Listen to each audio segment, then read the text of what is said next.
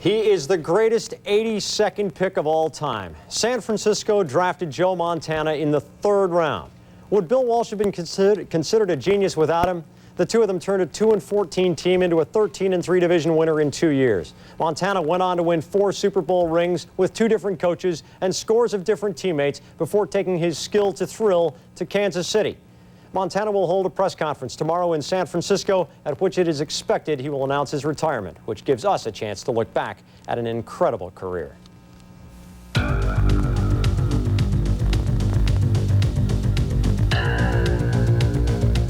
He never lost the joy he felt tossing the ball with his father. Even when impossibly behind, the game was fun. That's how Joe Montana could smile facing pressure which has crushed bigger, stronger men. You don't like to be see your team down by that type of deficit getting into that time in the game, and I don't recall ever seeing anybody or pretending that we were behind in the backyard or anything. He may not have been behind in his boyhood imagination, but he was many times in reality on the gridiron. 1981 postseason, down by 6 to Dallas in the NFC Championship game. The Niners had driven 83 yards to the Cowboys' 6 with less than a minute to play. He rolls right, looking to throw, and he throws into the end zone. Touchdown! Touchdown! Touchdown, San Francisco! If a single moment can capture triumph for all time, the catch is it for the 49ers. Dynastic Dallas was dead. You told me the other day that this was the biggest game you'd been involved in. Anything happen to change your mind? Definitely. We got one more to go. Ahead of Cincinnati by 20 at halftime, Joe Montana made San Francisco the Super Bowl champion. He was the game's MVP. 3 seasons later, 1984, a Super Bowl showdown with Dan Marino. Montana threw for 331 yards and 3 TDs. Up by 12 points at halftime, it was just like Joe's backyard when he was a kid. No miracles necessary. 2 Super Bowl wins, 2 Super Bowl MVPs. Montana and the Niners had become the definition of excellence. That made him not only the practical target of game strategy, but also the symbolic quarry, the prize in the violent heart of every pass rusher. In the 1986 season opener, he ruptured a disc in his back. Surgery. 8 games later, he returned, but the Giants' Jim Burt battered him in the playoffs. Concussion. The message: knock out Montana and you knock out the Niners. In 1988, Joe got off the mat. We've opened the door. We're going to go through it next week, and we're going to kick ass and take no prisoners the week after. Super Bowl 23, down by 3 points, 3:20 to play, 92 yards from the end zone. Opera has Pavarotti, ballet Baryshnikov. This was Montana's masterwork. Football as an art form. It was virtuoso Joe. Montana would connect on 8 of 9 passes in The Drive. He bled the Bengals' clock dry before plunging the dagger into their heart. Montana is back to throw. He looks and throws, end zone, touchdown! Touchdown! Super Bowl 24, Montana threw 5 touchdown passes in a 55-10 rout of Denver. He was the MVP for a 3rd time, a Super Bowl champion for a 4th. He was a legend. Leonard Marshall's sack in the 1990 NFC title game broke Montana's hand, bruised his sternum, and gave him a concussion. In the offseason, elbow surgery. While Montana missed 31 consecutive games over 2 seasons, his rival, Steve Young, emerged as a star. Montana returned to play in the 1992 season finale. It was his last game in San Francisco. Joe Montana has been traded to the Kansas City Chiefs pursuant to his request. Different team, same equation. Knock out Montana, knock out the 1993 Chiefs. In '94, Montana's smoldering emotion fueled KC's best effort of the season, a victory over the team which had traded him. In Denver in Week 7, his last epic comeback, in front of the whole nation. At 38, he could still make miracles happen. All he couldn't do was make his body last forever. He'd have to be considered the best quarterback ever because he could do everything. And he did it best in the Super Bowl. 4 times a champion. The only player named MVP 3 times. 11 touchdown passes, 0 interceptions. Joe Montana, whose marks are the sign of triumph and the smile. The pleasure has been ours. Oh, you got to know Joe's going straight to the Hall of Fame, where he will join Keystone State natives Johnny Unitas, Joe Namath, George Blanda, and that means that more Hall of Fame quarterbacks have been born in Pennsylvania than any other state, of course, pending Joe's obvious inclusion. And you got a feeling Dan Marino's probably going to be in there, too, before it's all said and done. ESPN and ESPN2 will have live coverage of Montana's... Jack Edwards presents the facts and some opinions. He was an alchemist who turned X's and O's into silver trophies and golden rings. Montana is back to throw. He looks and throws, end zone, touchdown! Touchdown! To describe all the qualities that Joe has, you need a book, because he's got them all. He can make the intuitive play, the spontaneous play. He can throw the ball. He can throw every type of ball that one can imagine. He had the poise to hold the ball as long as possible to get his receiver open. He can drill it. He can lay it up. He can scramble and run. He was made to order for Bill Walsh's high percentage passing game. He was selfless. He sacrificed for his team. Looking to throw, and he throws into the end zone. Touchdown! Touchdown! Touchdown, San Francisco! He'd have to be considered the best quarterback ever because he could do everything. Dan Marino threw for 5,084 yards and 48 touchdowns in 1984. John Elway has brought the Broncos back from fourth-quarter deficits to win 34 times. Fran Tarkenton threw for 342 touchdowns, 47,000 yards, both all-time NFL highs. Montana doesn't have those numbers, but statistics are static figures against a moving background. Rules changes challenge the validity of cross-generational comparisons. For instance, 4 of the 7 all-time passing yardage leaders, including Montana, were active last season. So how can players from the 60s compare to players from the 90s?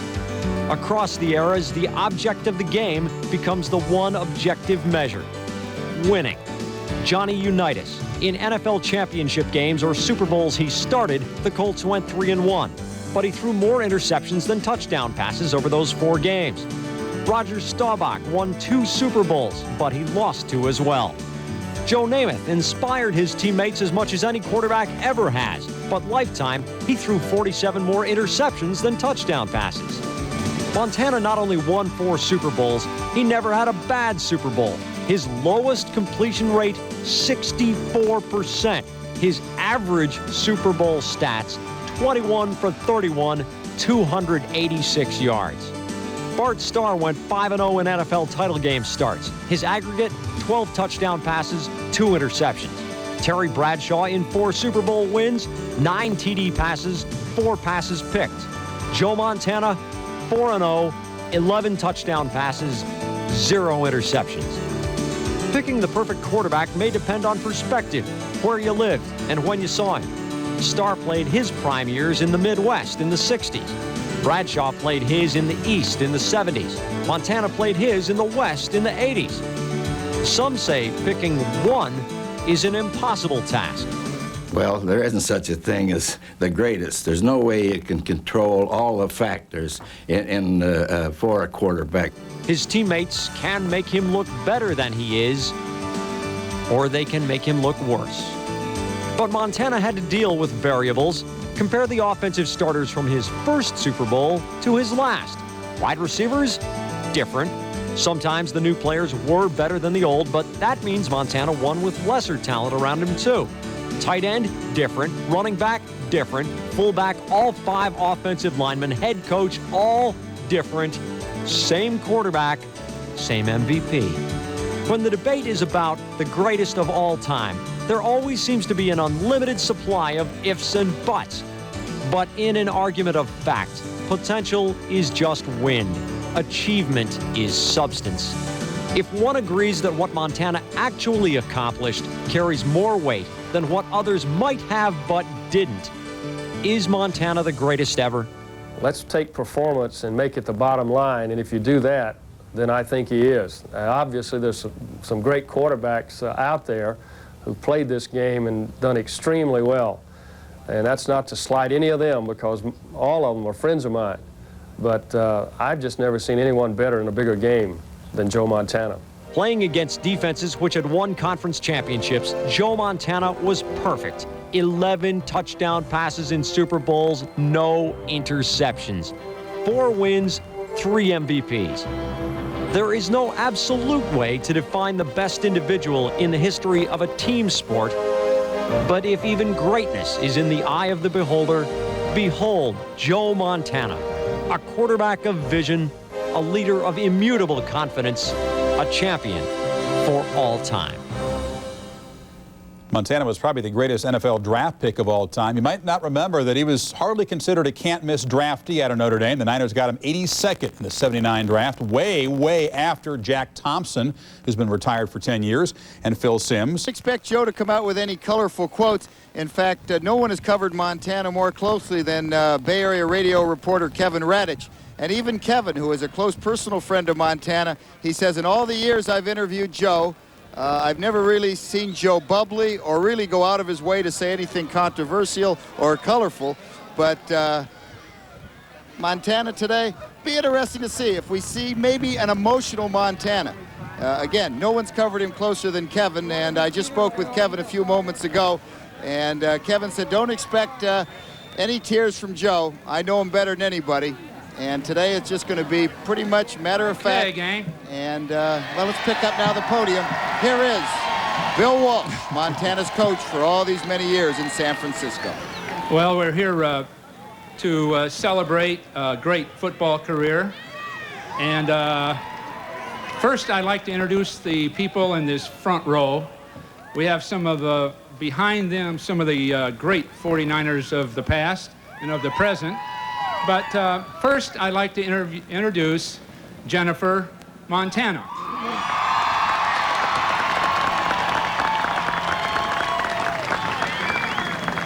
Next, the president of the Kansas City Chiefs, Carl Peterson.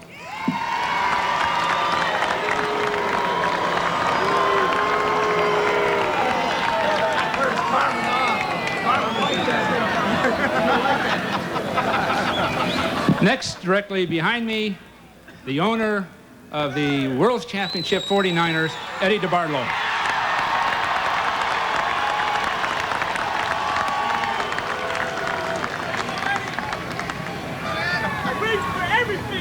Next, a native San Franciscan, John Madden.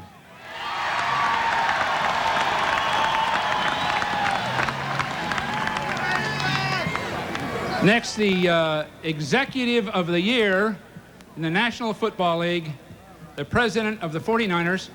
You've heard all about him, Carmen Policy.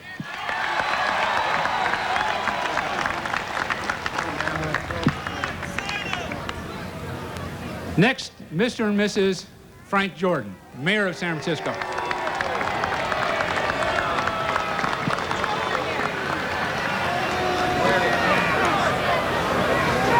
The next man that I'd like to introduce is the finest coach in the game today. In 6 years, he has 2 World Championships, George Seifert.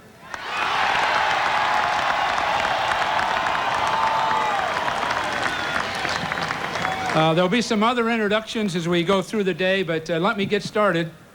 I've written some notes here because I want to make sure I say this right. We're here to celebrate a career of the greatest football player of all time.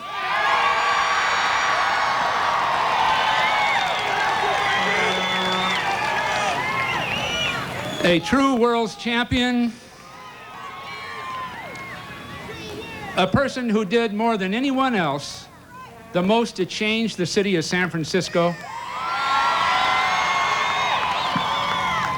In 1981, a city that was fragmented and in distress through some terrible incidents, a city that was in deep distress, people versus people, San Francisco versus the rest of the country.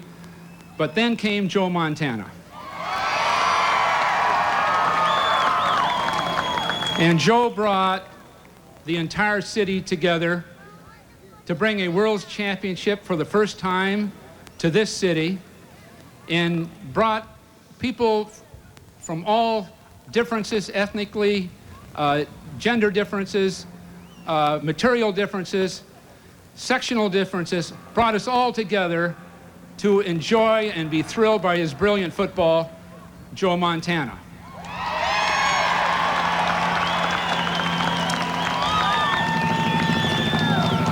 '81 was the start.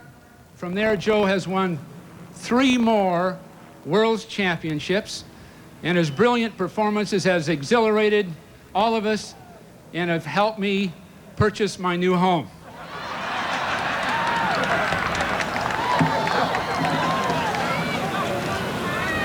We love you, Joe!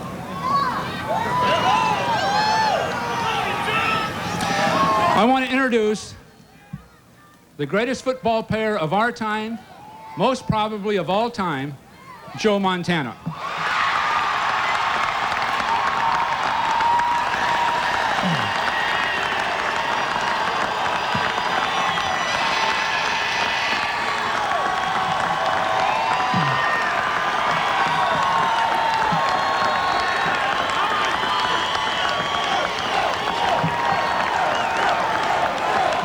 Thank you.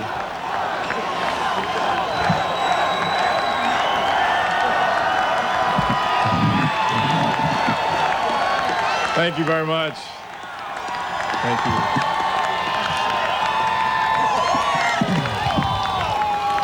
Thank you. I really have to say that it is, over the years, you fans and the crowds in Candlestick have overwhelmed us many times, but this beats it all, and I thank you all from the bottom of my heart.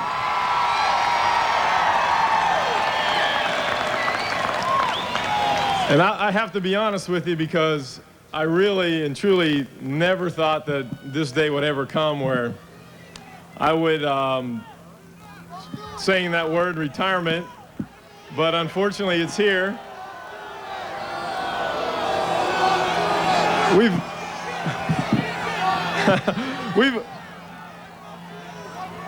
We've had, I forgot to tell you that I was going to try to play basketball for the Chicago Bulls, but figured it wasn't in my best interest. I was a little too short. But I must admit that the one thing about my career, and I've been very fortunate, is the fact that it's been like living a dream for me. I remember growing up, it all started with throwing footballs through a tire on a swing with my father. It went to those dreams of playing in the Super Bowls and in your backyard and throwing touchdown passes and making diving catches in the backyard. And the fortunate thing for me is that all that became a reality at some point or another. And I have these people behind me to thank for it, and you people out there for the supporting all of us. But the unfortunate thing is that my dream, and like most dreams, whether you want to or not, you end up waking up, and this is like the wake-up call for me. It's time for me to move on, call it a day from the NFL, and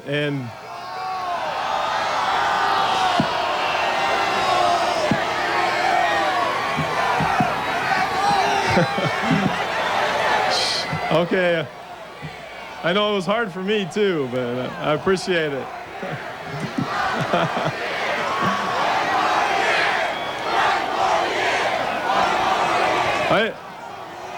I'll tell you, the icing on the cake was when I knew that it was the day when my 2 sons got the best of me in the backyard. And then the girls jumped in on top of them, and I had a hard time getting up from it. No, I'm just kidding, but I really have no regrets. I mean, I look at back on my career, 16 years, the things that we accomplished as a team, the opportunity from Kansas City, Carl Peterson, Lamar Hunt, and Marty Schottenheimer to give me an opportunity to continue my career. There's nothing more that I could ask for from anyone, and I thank all of them. At this point, I do have some thank yous. Number one, as I stated earlier, to all of you for the support through the ups and downs and the flows of this career. As you know, it's crazy.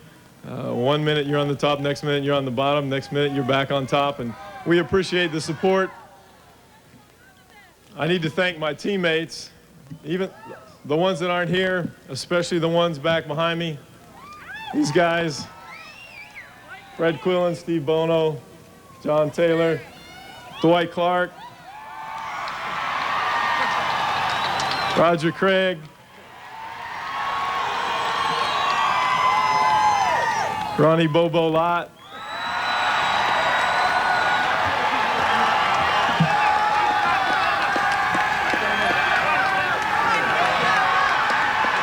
hold on, we got a couple more here. Keena Turner, and over here, Dwight Hicks. I think I got them all.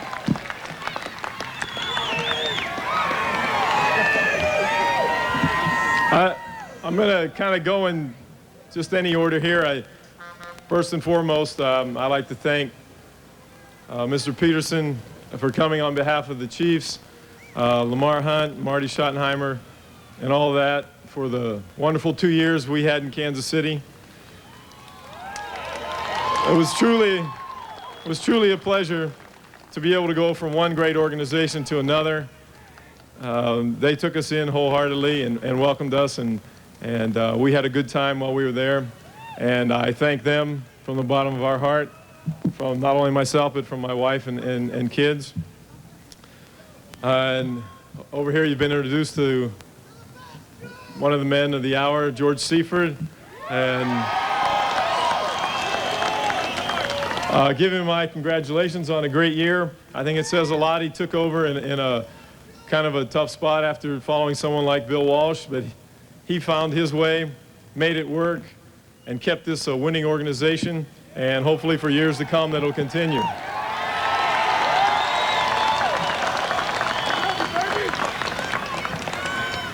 And my friend, Carmen Policy, who I must thank over the years, before he was in the position he is now. It started out as a friendship of ours, and I must thank him on behalf of all those contracts I got. But most of all, thank him for the friendship and the guidance that he's been able to give not only to myself, but to my family over the years when everybody has those times of trouble. I thank him. Who we got here? Oh.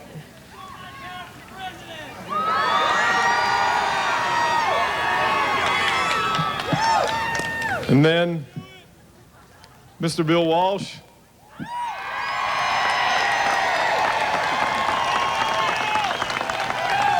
Who I want to thank for the things he was able to give me coming in as a rookie, and the skills and the discipline that was taught that carried on throughout my career.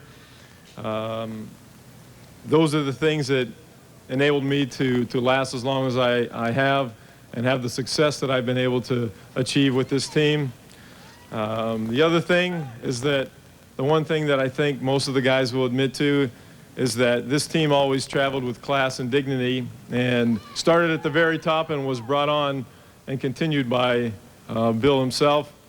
And that's something that we as a unit have always been proud of, this team. And I thank him for that.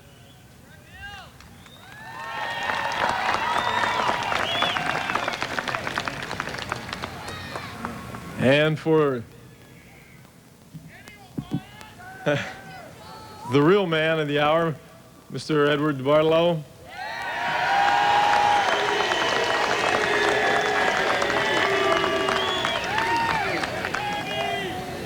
Who I think took this team from as low as you possibly could get and took it to the heights that it is now. And he did that with a lot of class and took us from the cellar to first class. But there is one thing that, you know, he made a lot of changes along the way. As we started to win, he kept things going. He started upgrading and making our travel much easier. And I think the guys in return appreciated all the little things that he did, more so, if not as much as the things that were evident by everyone. He upgraded our hotels. I mean, one year we were in Florida when I first got here, and I think Dwight and I ran across a cockroach that was bigger than Dexter Carter. So.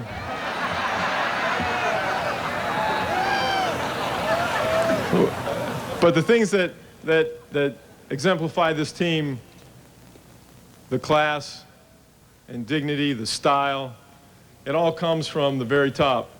And there are a lot of great owners in this league, but if there's any better, it's tough to see.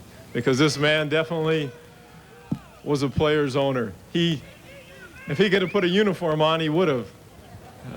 Except Bronco and Chico wouldn't give him one. So. But I thank him for all the things that he was able to give to me also. There were a lot of times that this is carried on long before, and the friendship that I have acquired with Mr. DeBartolo and his family probably means more to me and my family than anything else that we could have gotten from here. And I look forward not only to his friendship forever, but for these guys, my teammates, and the experiences that we were able to have, the locker room. You know, people keep saying, you know, I look at my kids and I think the kids are telling me, well, I don't want to grow up, you know, I don't want to be a grown-up. And we grown-ups look at the kids and say, well, I wish I could be a kid again. Well, you ask these guys back here, and most of us are still kids. This game has enabled us to stay feeling like you're a kid, playing pranks, especially the cellophane on the toilets. You learn to appreciate those things in a funny way. But those are the times that, as I step away, that are really fresh in my mind, those experiences that I've had with them, the things we've been able to accomplish, and I'll miss them. I'll miss all of you. And I want to thank you all from the bottom of my heart. Now it's time to throw it back to the coach here. Thank you all very much.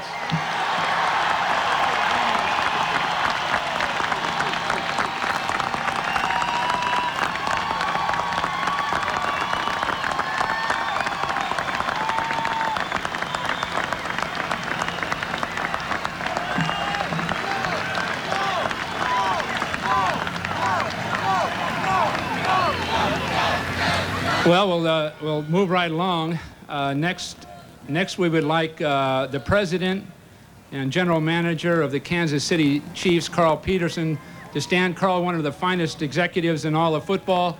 Carl has come this way to make his remarks and to give his impressions of Joe Montana. Carl? Thank you, Bill.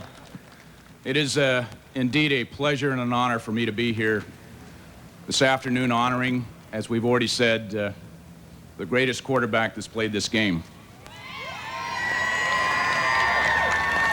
I bring you regards from the city of Kansas City. When Joe came with us, he didn't even have to change colors on the uniforms. I want to thank San Francisco for the finest export they've ever had, Joe Montana.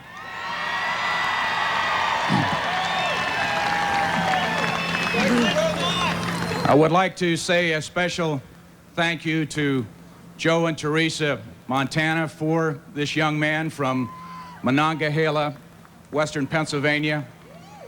I'd like to also particularly thank Joe and Jennifer. Their family's friendliness, good nature, easygoing approach to life allowed them to fit into Kansas City very quickly and very well. We made the trade for Joe Montana not because of his stats, because we all know those and can read those, not because of his passing ability, because we see that and have seen that over the years on our TVs.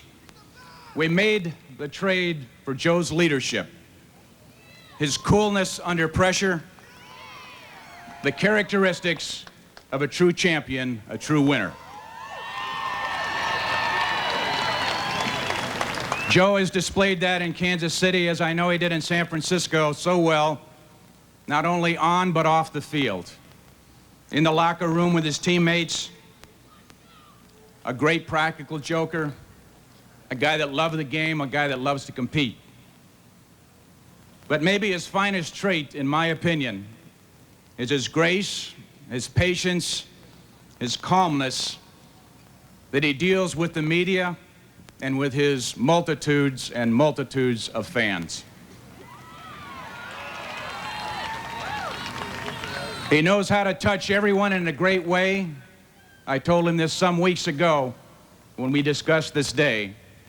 I don't think that I've ever seen anyone handle a situation better, have more patience with the great fans that support him, and in a way that it really distinguishes him from other people.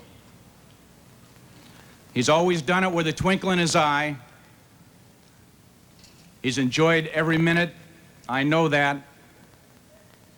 And on behalf of the Chiefs family, Lamar and Norma Hunt, and the people of Kansas City, we thank you, Joe, for your leadership and for sharing your considerable gifts with us for two fast years.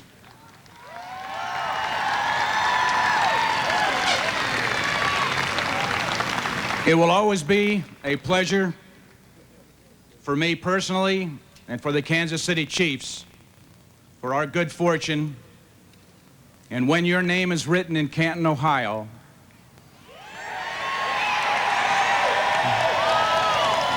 which we all know it'll happen, we too, with San Francisco, can say Joe Montana, quarterback, San Francisco and Kansas City.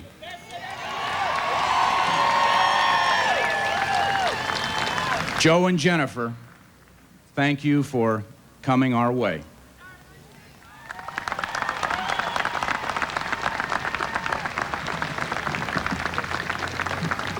Okay. Thanks, Carl. The next person I'd like to introduce is, of course, the central figure in all of this, the man who originally purchased the 49ers and took a derelict team to 5 World Championships, which is unbelievable. And we were the laughingstock of all football, and many of you recall our pick-a-seat day at Candlestick, in which we had donkey rides, free tacos, everything you can think of, Dixieland Band, all of it, and we put a red ribbon on every seat that had not been purchased so you could go pick a seat. When the day was over, we had sold 7 seats. I had bought 4 of them, so I think Eddie got the other 3. But the point is, what a change. What we brought to this city is, in this setting, is unbelievable, and so is the man I'm about to introduce. You all know, I wrote some words: loyalty to everyone surrounding him like family, including the city of San Francisco, a consummate owner, the ideal owner, the finest owner in all of sports. He has patience, he has a commitment to excellence, and he has sustained a championship organization since 1979, which is unbelievable, and it's still going and still going strong. Eddie DeBartolo Jr. Eddie?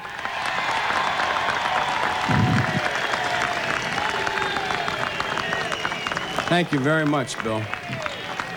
To Joe and to Jennifer and to his families, to our great fans. Oh, I had a couple of notes, but I know these are going to go out to the river. We had some tough times. There was a young kid from Notre Dame when I was also young in 1979 that was drafted. He wasn't given much of a chance. He wasn't given much of an expectation. He was drafted, I think, with the 82nd pick. He turned out to be the greatest quarterback that ever played this game.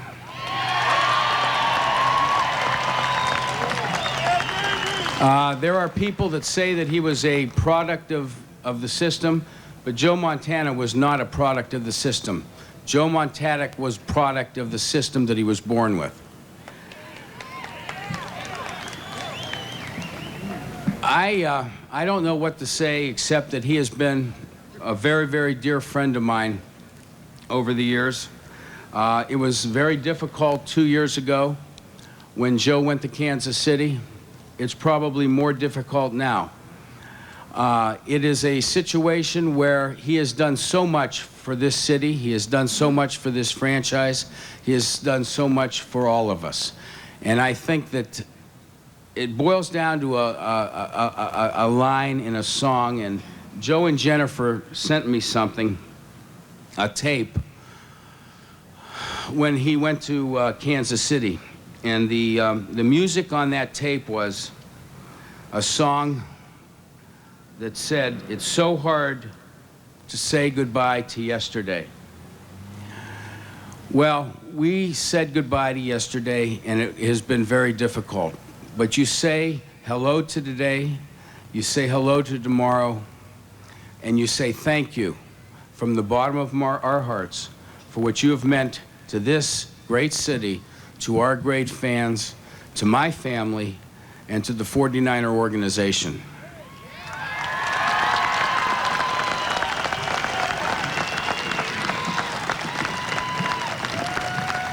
It is really with deep emotion and love that I wish to Joe and Jennifer and his entire family success, the greatest of health in all that you do, and may God bless you all always, and thank you from all of us in San Francisco.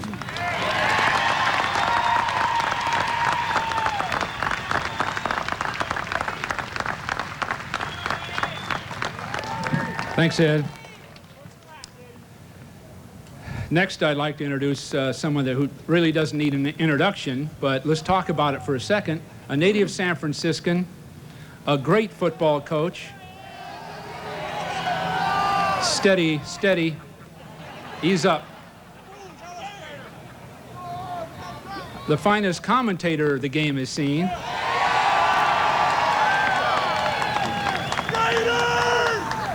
But more than that, this is one of our greatest Americans. This is a man who, thank God for his presence, has retained dignity in sport, a man who truly represents all of us.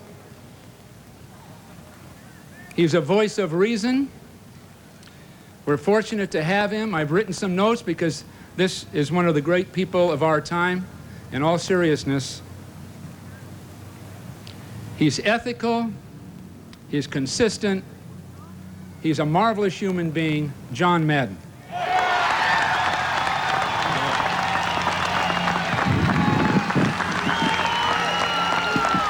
So you're going to do it, huh? I never thought I'd see that. This is great. How, you know, he can be so cool.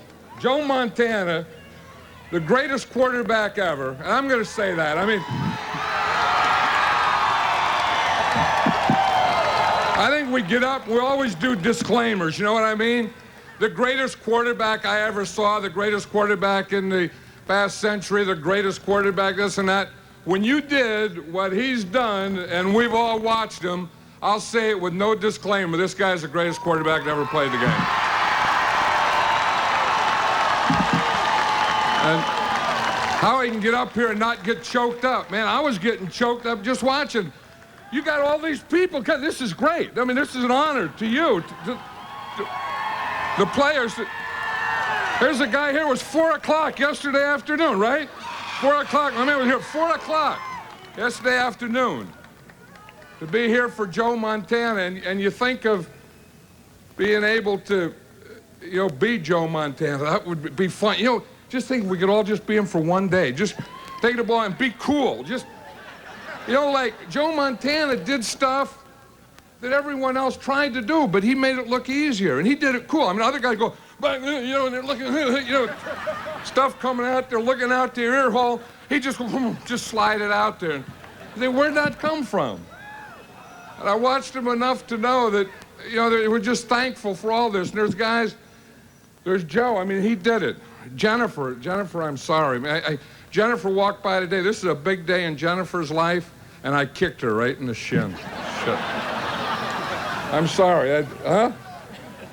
That's it, but that's, you know, what's he doing up here anyway with all these players? Because there's guys here behind him that have played with him, you know, and that's an honor that they carry for their whole life.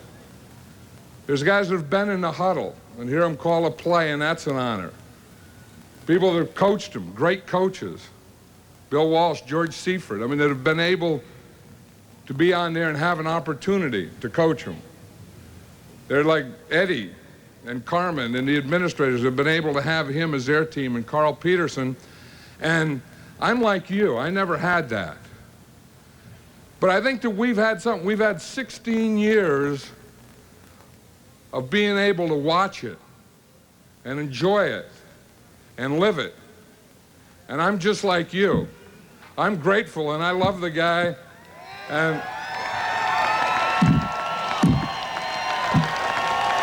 I just want to say, just like you, thanks for all the memories. And if you have any doubt, this guy's the greatest that ever played the game. And we were all there to watch it. Thank you.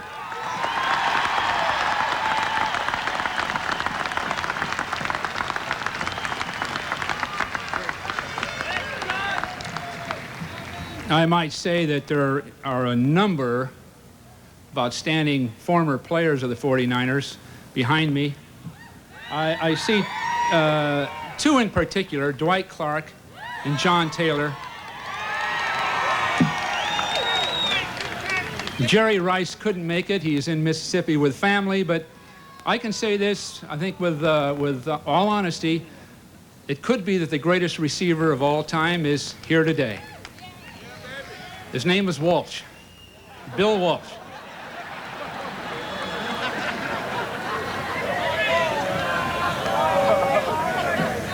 I said it.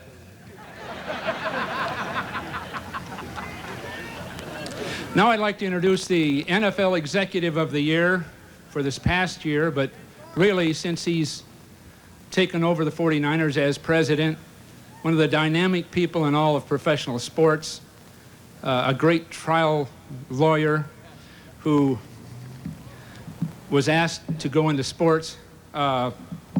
This is one of the finest people, the greatest people, the most enjoyable people, and dynamic people, Carmen Policy.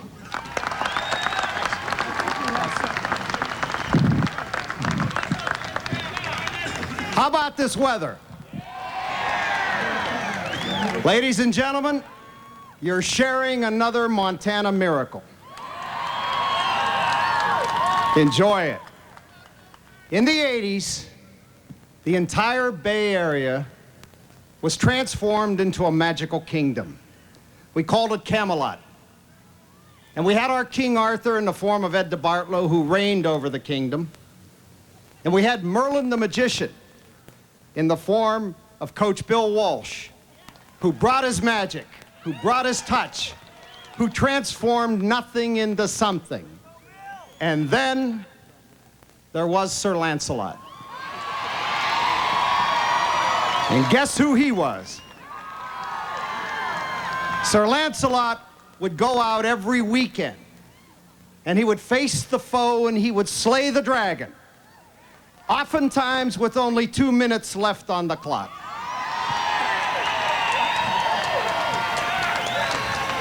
Joe Montana was part of that magical kingdom that created the dream that everyone in America wanted a piece of, that every team, every organization, every coach, every owner reached out and tried to chip away at, to take some of it back with them. But you know what? It stayed here. The magic stayed here. It's ours. and it's going to stay with us for the rest of our lives. And all we can say is, Joe, thanks for the magic. Thank you.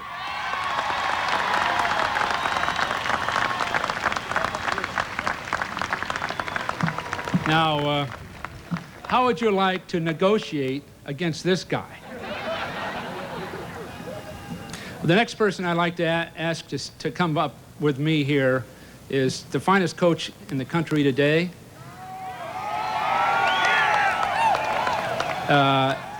A man that has brought you 2 Super Bowls, and he'll have 4 or 5 before it's over. A native San Franciscan, George Seifert.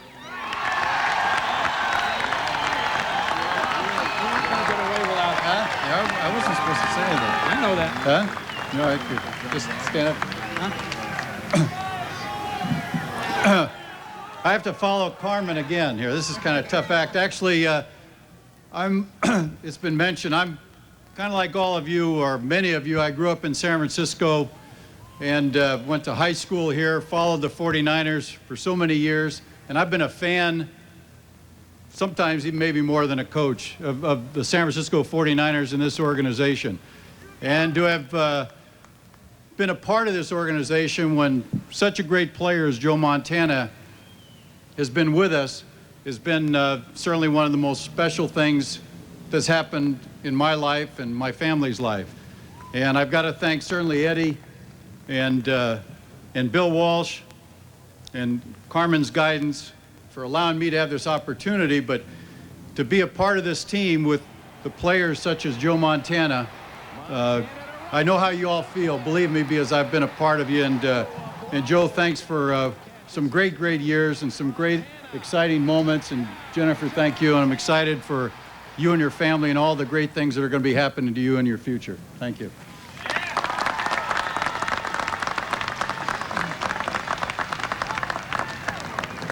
Okay.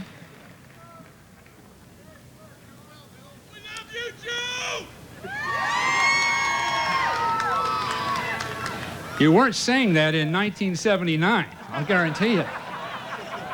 You weren't pointing it at Joe, it was me. Where'd you get this guy that looks like a Swedish place kicker? Where'd he come from? Who picked him? Now we're with it. I'd like to ask Joe to come up again and make a brief presentation. Joe?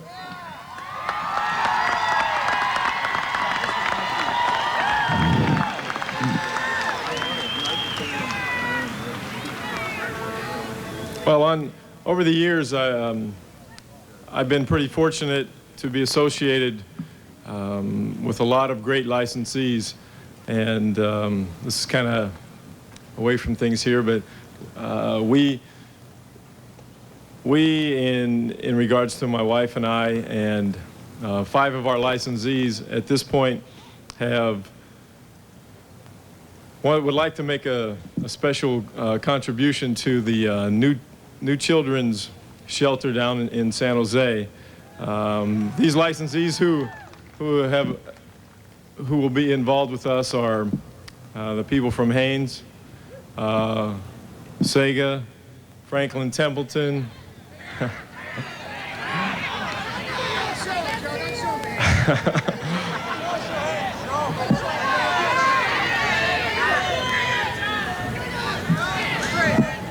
Fitness Quest, and LA Gear. And with us today is Regis McKenna. Where he's from here? Here he is. And on behalf of myself and these licensees, we like to present. First of all, let me tell you about the shelter. At this point, I believe has been taking care of abused and homeless children, and it's in the neighborhood of 3,800 that they've handled so far. They're in the process of building a new shelter and new facilities to handle more and more children and give them the best care available. They handle kids from all over the Bay Area. I know, because someone's going to say, why is it in Santa Clara? So I'll answer that question for you right away. It is not just a Santa Clara charity. It is something that has handled children from all over this Bay Area. And on behalf of my family And these licensees, we'd like to give you a check in the neighborhood of $60,000.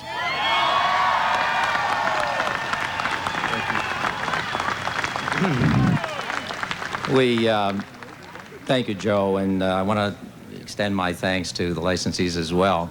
We all know that Joe has great heart on the field, but few of us probably see the heart that he and Jennifer expressed off the field. A few years ago, when the shelter was really struggling to raise money for this new shelter where we take care of about 4,000 abused children each year, Joe and Jennifer stepped up, and on the very day, talk about cool under pressure, on the very weekend that the negotiations were going on, you know, whether it was he going to stay in San Francisco, is he going to go to Kansas City, that Sunday, Jennifer went to the airport, picked him up. They came to a dinner where we raised over $1 million that evening. So, Joe, the people at the shelter, as well as the children, will always be indebted, and your lifelong friends and fans. Thank you, both Jennifer and Joe.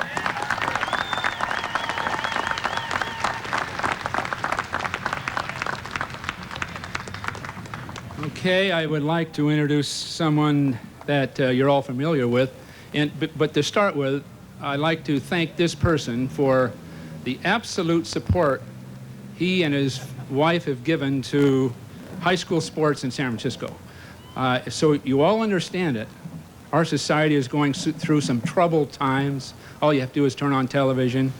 And interscholastic sports, high school sports, bring us all together. We're black and white, we're Asian, Hispanic, all have a chance to work together, bond, and be successful, achieve things. And this person has been a champion of that. Of course, the most loyal of all 49er fans, Mayor Frank Jordan. Mayor?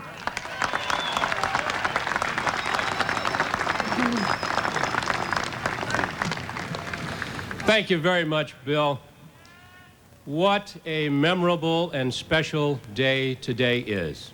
All these loyal, faithful 49er fans, all of you showing an outpouring of love today for a magnificent football player who is one of a kind, who you have heard some great statements from so many professionals here, not only in the San Francisco and Kansas City franchise, but the great players who played along with him, that he has done tremendous, tremendous miracles on a football field that we've all seen and sometimes we still can't believe. Joe has raised the level and the standard of football here to new heights.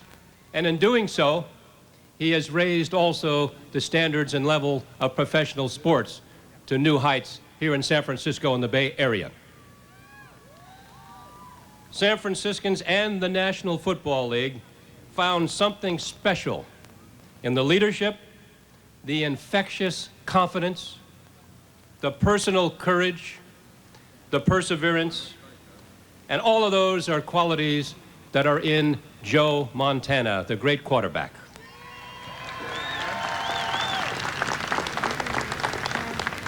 Joe, all of us want to thank you personally for all the thrilling moments, all of the cliffhanger endings, and all of the years of glory. Joe, you have done it all, and you have done it with what we heard today, coolness under fire. And you've also shown the great confidence in the ultimate outcome, no matter how tough the game and no matter how far behind we may have been. Today is a special day for me as the mayor of San Francisco to recognize Joe Montana on behalf of all the people of San Francisco and the Bay Area.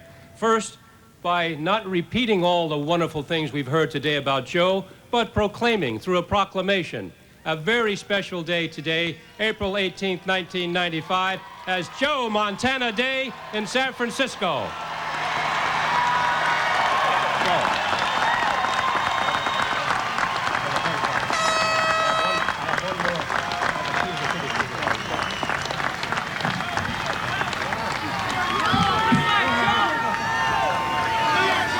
I have one more gift, and this is something that we rarely give out as a city, but it goes to dignitaries, presidents of companies, ambassadors, international officials. But today, As you know, Joe Montana has held the key to success on every football field he's ever played on. He also has held the key to our hearts, watching him with all those victories and all that confidence. And now today, we will give him the key to the city and county of San Francisco.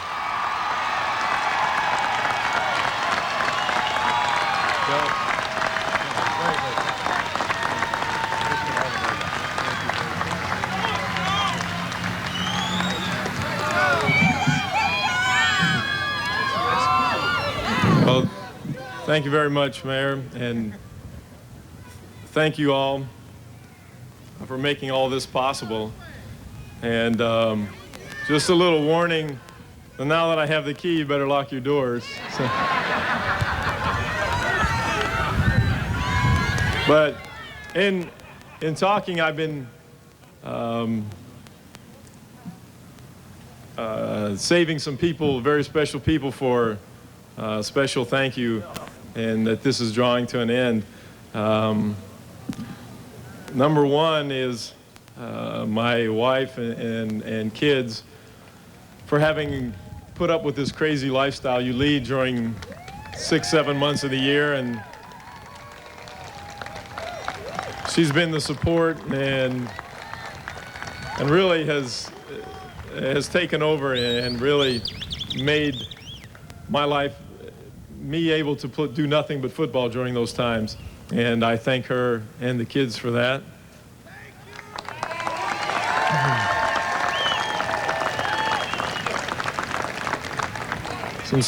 Some special thanks from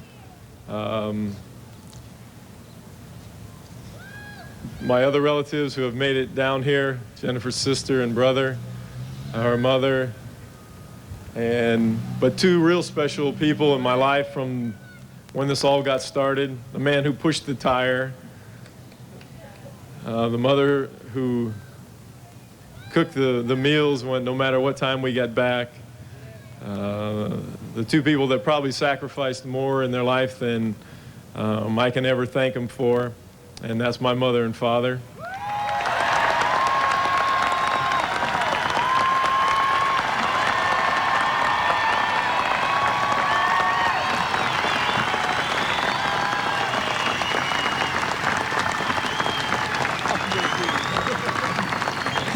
He got the grand prize, Nicholas.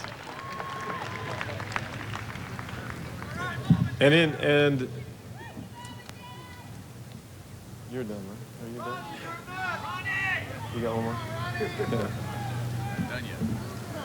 I thought we were drawing to the end here, but the coach has directed me to get on the bench once more. So I'll be back up here in a quick second to say thank you to all.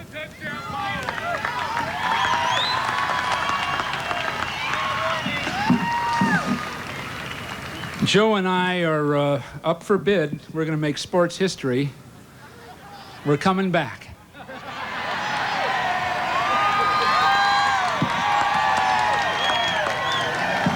In closing, I had written some notes here, and let me just give you some words.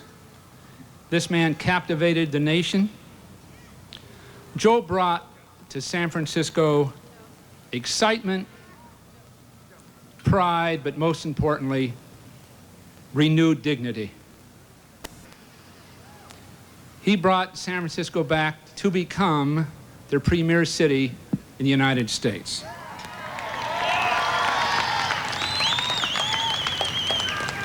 He's a legend. He's brought glory to all of us, and I want to personally thank, along with you, Joe Montana. Thank you.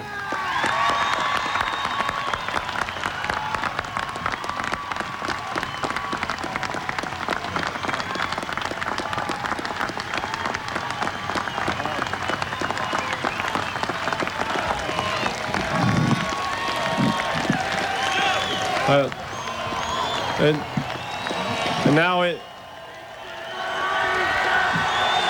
Thank you.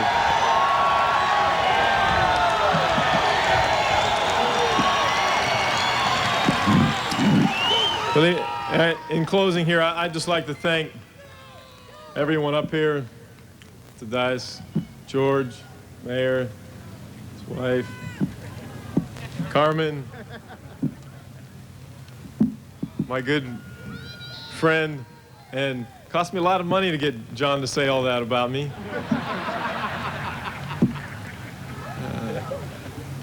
Mr. DeBartolo, Bill, Carl, those knuckleheads back there in the back.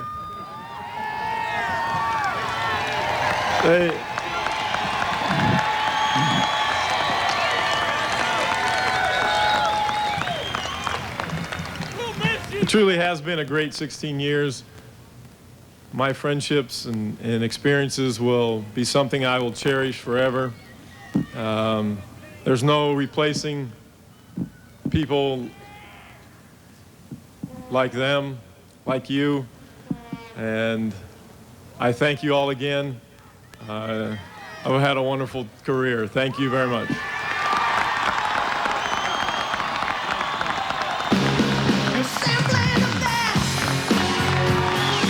Joe Montana was always a man of few words, and so we will follow suit. The greatest athlete in the history of Northern California has stepped away from professional football. Please join us tonight at 5:30 when Bob Coleman's Last Minute Productions will present a recap of today's ceremony, and our coverage will continue in a matter of moments on KMBR Radio. From Justin Herman Plaza, thanks for joining us, everybody. Joe Montana says goodbye to the National Football League. Thanks for joining us, everybody. Most valuable player, the quarterback for Notre Dame, number 16, Joe Montana.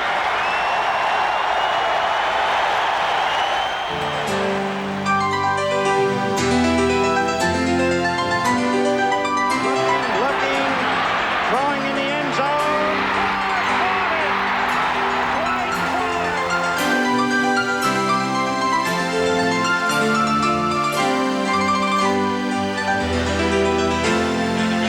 Rolls out, in trouble, slips, falls, lobs it to Craig, touchdown. Record with 12 catches, he's in motion. Montana, touchdown, John Taylor.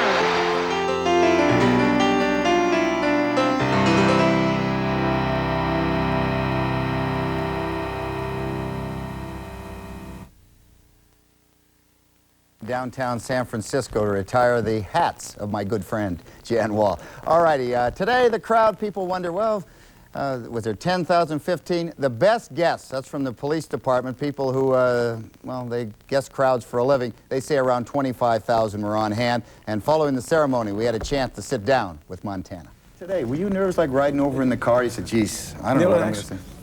Yeah. Yeah.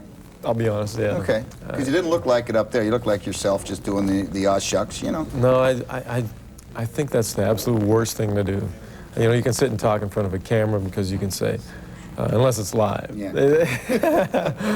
But out there's no way to go back on it. Well, you know, anytime you do live thing. Did I? Yeah. You had it written out. Okay. Well, actually, I just put down a little notes in the direction I wanted to head and then jump on from there. Yeah, so, but it was something that it's difficult to get up and speak, but actually was easier in a way once I was up there, just because it was something that I believed in and I thought of, and were you worried you were going to cry at all? Or not? No. Maybe. Yeah. Okay. That never. No. You know what?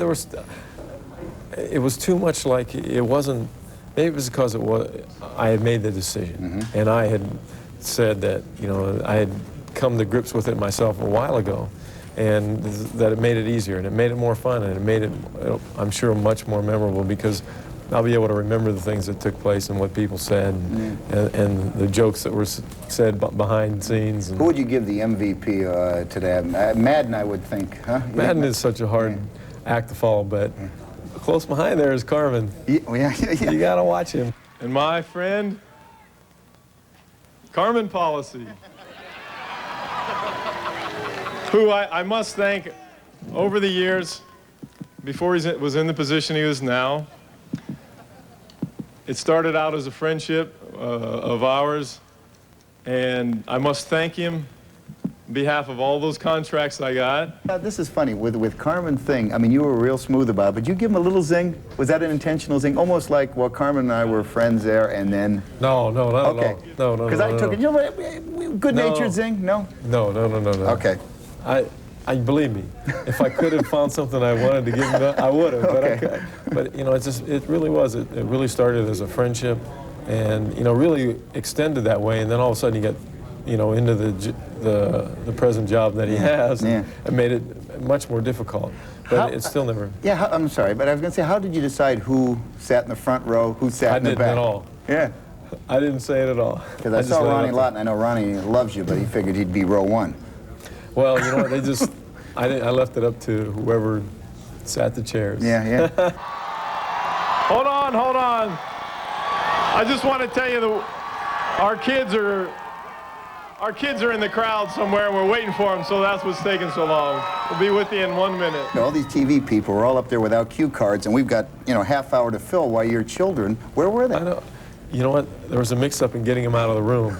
And they were here on the grounds then? Yeah, they were up in a room upstairs while we were going through all the pre-deal, and then when we left, they said, oh yeah, okay, the kids are gone, they're on their way over there. Then we got over there, where are the kids? Yeah. They said, well, let's see, they were still in the room, and I said, oh boy, as long as I don't have to pay for the room. Deal. All right. Because my 2 masters of disaster were up there for 4 hours. Let me ask you 2 more quick ones. Okay. Do you want to do television? Do you want to commentate? I don't know if, I can't say I don't want to commentate, but I just don't, I can't say I don't want to do television, because I think there are some ways of doing things where you don't have to be put in a light where you have to make a decision on a guy. You don't want to be critical. Well, it's not that I don't want to be critical, but it's hard to be critical because I've had people do it to me, and then really knowing that there's another, that isn't what exactly took place. And if I was going to be critical, I'd want to be right. And not that the people who are critical aren't trying to be right. You know, they're stating an opinion which is they're right also. But it's very difficult after playing the game and being associated with it for me to have an old player. It's really worse when you have an old player go, gee, why did he throw that pass? And you sit there and you go through the archives. Okay, let me see, where'd he throw a pass just like this? And you want to throw it up there and you go, well, now why didn't you do got that? a guy talking in your ear, get to it in 10 seconds, Joe. Yeah, so that I can't foresee me doing. But what are you going to do the next few months? We'll only look ahead that far. Well, you know, right now we're going to do a little traveling. We're going to entertain some offers that have been coming in and really try and relax a little bit, because everybody said, well, you know, what are you going to do now? And I said, well, yeah, it'll be nice to relax. And Peter said, forget it. He says, you won't believe it, but this will be the absolute busiest year of your life. Peter Johnson, the IMG representative, along with Hillel, handling all your business. Okay. All right. And so I just sit there and I go, well, I can't foresee it, but I hope you're right. Last thing, when Madden the other day, we're doing the radio thing with him, and Madden goes, you know, one day they're going to say Joe DiMaggio, Babe Ruth, and Joe Montana. Do you laugh at that? Is it able to sink in? It's not. It doesn't sink in, and I don't put myself in the same category as them, and maybe because I've always looked up to them myself, and to be stuck in there with them, it's very difficult for me to put myself on the same plane as them. I know I've had a good career here, and we've had a lot of success, but I wasn't hitting home runs by myself, and, you know, and you'll never pull a Michael Jordan and come back? Because you might think it's the one thing I enjoy? It would take a major disaster in Kansas City for me to get back on the field. But you know, I mean, your agent Hillel gets a deal. Joe, we'll get you back $15 million, 7-game deal. Oh, you're thinking about it. No, see, that was the thing with Carl, is that the big thing was, you know, right at the end he thought, well, maybe this whole thing was, so I wanted more money. And he said, well, if it's contract, and I said, Carl, I wish it was. You know, I do. I wish it was something that would work out so that I could go back and felt like going back, but I don't foresee it. Good luck, Joe. Thank you. Okay, Appreciate thank it. you. Thanks. All right, and the big question today for many of the fans, will Joe Montana go into the Hall of Fame 5 years hence? as a 49er or a Chief. Joe didn't want to discuss it this afternoon, but you can bet. There's going to be a ceremony at Candlestick Park one day where they retire his jersey, and he'll go into the Hall of Fame with Ed DeBartolo presenting him. Quick note of thanks for Dennis O'Donnell, Dave Gangona, and Eric Hagens, our three producers. We put that show together in a blink of an eye. Nobody better in the market than those fellas. That's it. Stay tuned for the Pete Wilson, Suzanne Shaw Show. We do know this, that Steve DeBerk has excellent grasp of our offense, and he can execute it extremely well, so it'd be awfully hard to move him out of there.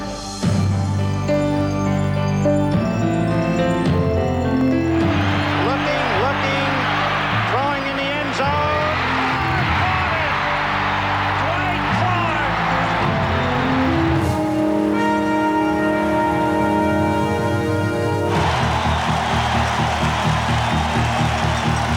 San Francisco's, they're world champions, and very, very deservedly so. Underneath to Roger Craig at recess. Roger Craig coming from the right side, crossing the middle, all alone, touchdown 49ers from 16 yards out. There could have been little doubt that Joe Montana would be the most valuable player. And he has now won 2 MVP awards in Super Bowl competition. All we heard all week long was Miami's offense. How are you going to stop them? And I think deep inside of us, nothing was said. But inside of each of us, we just knew that we had an offense too, and no one was thinking about having to stop us. So I think we were out to prove something.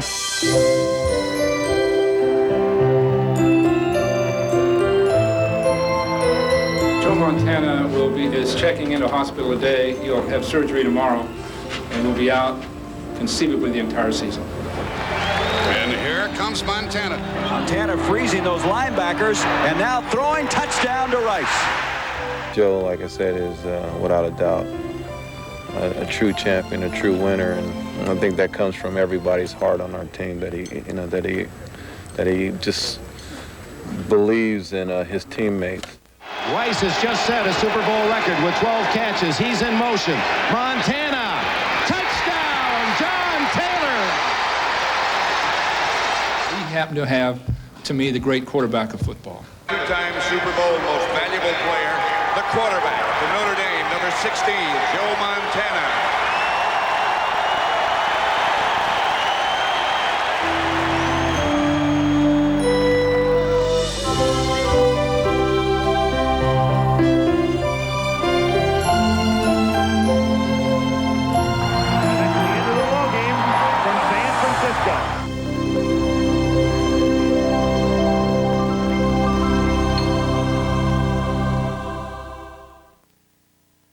Announced his retirement from professional football today. The world of sport lost more than a great quarterback. It also lost an example of what seems to be a vanishing breed. That is an athlete who didn't need to taunt or humiliate an opponent to celebrate success. Here at Channel 2, we followed Joe Montana throughout his career. Here's a look now at some of the highlights. And of course, for the upstart 49ers, they're 6 yards away from Pontiac. Looking, throwing in the end zone. Caught it! Dwight Clark! Here's Montana throwing toward the end zone. Caught on the run by Cooper. He's got it. He's into the end zone. A 49er touchdown.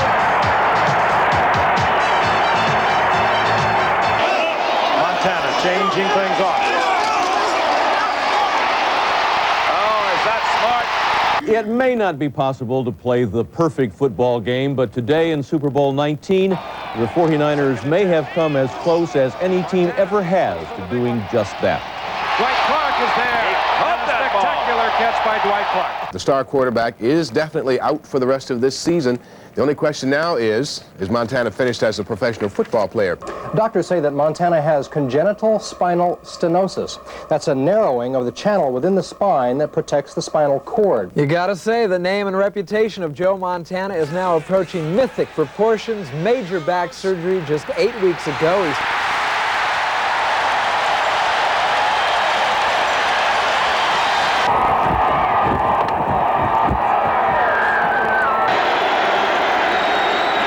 First down, Montana to Rice again. Montana over the middle to Craig. Montana to Rice. He's in the clear. At the 10-yard line, 39 seconds remaining. Back to throw, Montana. Steps up, throws. Touchdown, 49ers! Taylor has it for the touchdown. The 49ers have scored. We have to watch this. Montana going up top to Rice. Touchdown.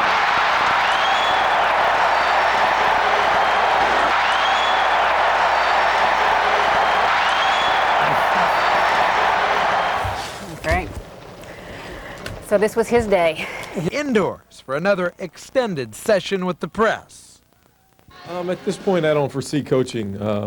If there is a possibility, immediately would be T-ball or pitching. As Joe patiently answered everything asked of him, the room was full of those who helped support and fuel his outrageously successful career.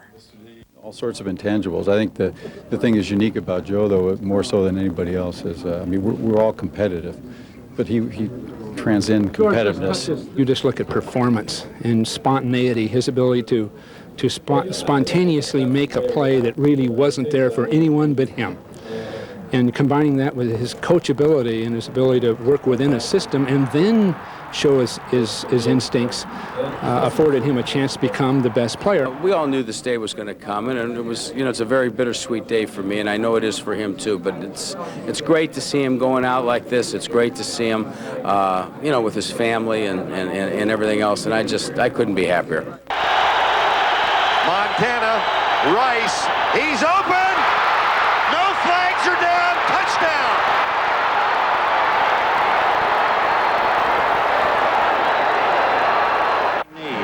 Second and 6 from the 20. Cooper in motion. Elliott stays in the block. And Montana throwing in the end zone to Clark. Touchdown. Out to the left. Montana gets some time. There's a flag down. And it's caught in the end zone. Touchdown to Jerry Rice. And it's going to be offside against Cincinnati. Catches. He's in motion. Montana. Touchdown. John Taylor.